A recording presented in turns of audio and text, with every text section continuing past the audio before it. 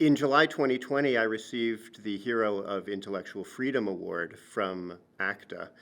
It came as a huge surprise to me. 1 month earlier, I wouldn't have won it, and nobody would have known who I was. I did something in early July 2020, that brought me notoriety. And the first organization that talked to me in a positive way was ACTA. So out of nowhere, when all sorts of people were saying the most horrible and unfair things about me, there was Michael Polyakov and ACTA. So what I owe to ACTA is just incalculable. It was a wonderful occasion. It was a small occasion because it was 2020. There were not many of us there. We were masked. It was a strange ceremony, but I received a wonderful print, and I received wonderful words from wonderful people. So one of the best things that has happened to me in the past few years. I think I'd like to concentrate on the word excellence. It's very hard for me to understand why anybody would object to excellence. Anybody at all. This doesn't seem to me a political issue in any way. It doesn't seem to me a social issue. It doesn't seem to me to be an anything issue at all. Why would you not want excellence in your school, your college, your university, your organization, your political group, whatever you might be? Some years ago, I made a comment in a faculty meeting about excellence, and essentially was told that I was a racist or a white supremacist for even using that word. This seems to me completely crazy. So everybody is excellent at some things. And in every group of people, there will be 50% who are above average and 50% who are below average. It's a wonderful thing when there are people in a class or in any organization who are excellent at something, and they should be encouraged. But there are lots of things at which, for example, I'm not excellent at all at. And so if somebody says to me, well, you're not excellent, I know perfectly well that that is true.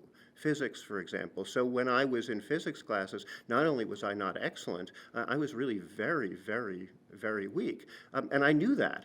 And the idea that somebody would tell me, oh, actually, you know, you're really good at this, or you're at the top of the class, or everybody is going to get an A, and of course so are you, even though I was pretty well incompetent, that would have been a bad thing. It's not, it's a wonderful thing to be excellent at something, but it's also no disgrace not to be. And I think it's very important in any given class that people understand that there are some people who are really, really good and some people who just are not. So there are three things I think should be on the top of everybody's mind. The first one is money.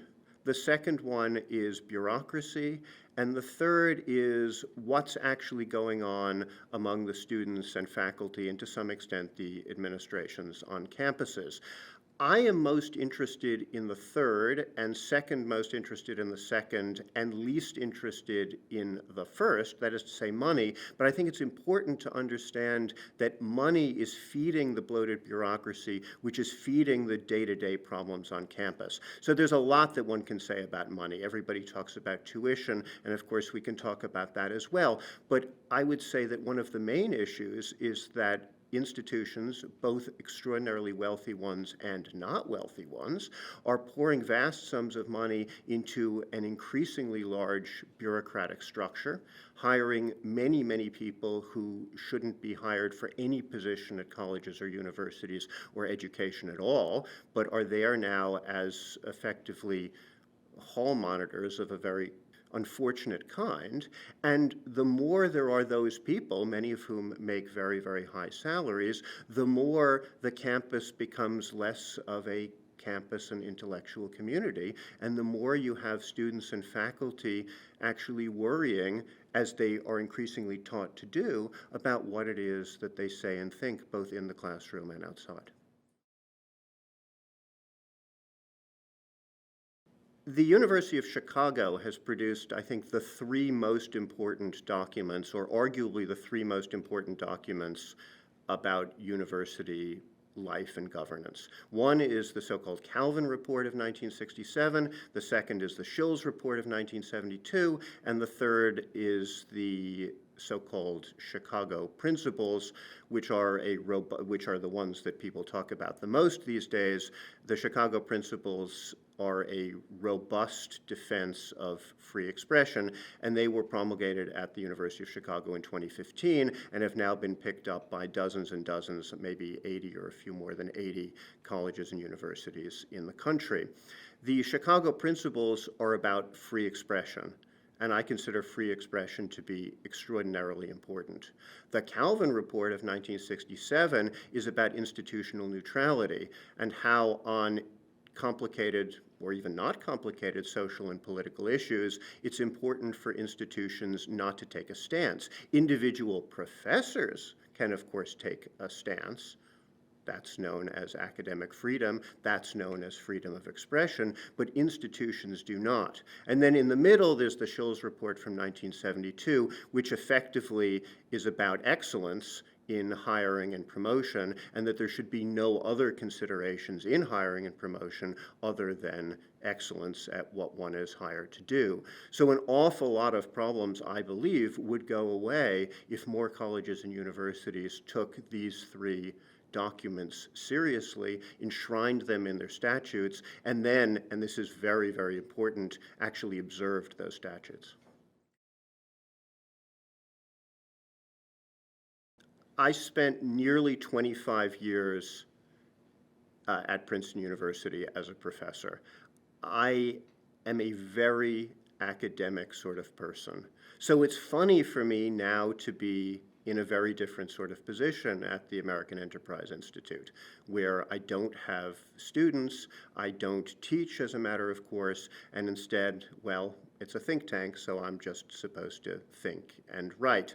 This is not a position that I ever expected to be in, but what I'll say is this: it is very, very difficult to imagine fixing the university these days from within. There are a number of ways of doing it, and I am involved in some of those enterprises as well. But in a way that I would not have said just a few years ago, it now seems to me critically important that people on the outside, and I'm now one of the people on the outside, pay attention, pay very real attention, and get to work at fixing what problems that should never have been problems in the first place.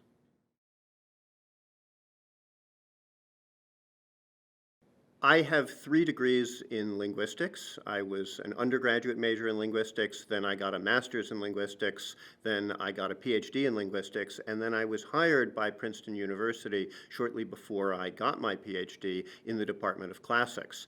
So I'm a linguist and I'm a classicist. I'm interested in lots of languages. I'm interested in how languages work, and I'm particularly interested in very long dead languages. This is not the sort of career that lends oneself to a job at the American Enterprise Institute. It is not the sort of career that makes one think, oh, he's going to be an activist. And I wasn't an activist at all. I wasn't an activist on the left. I wasn't an activist on the right. I simply wanted to do my thing and leave the problems for other people.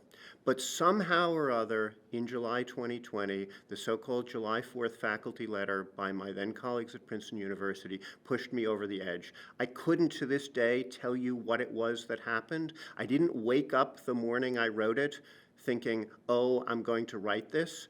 I just suddenly thought, you know, enough is enough, and I have to do it. And of course, my life has never been the same. The July 4th faculty letter, signed by many hundreds of my then colleagues at Princeton University, was effectively a laundry list of wishes and especially demands. Some of these wishes, and although I don't like demands, I would say demands, seemed to me then and seem to me now wholly reasonable, and I said as much from the start. Others were and are either immoral, in my view, or illegal. And illegal is not just in my view, they are actually illegal. They are actually violations of things like Title 7 of the Civil Rights Act of 1964.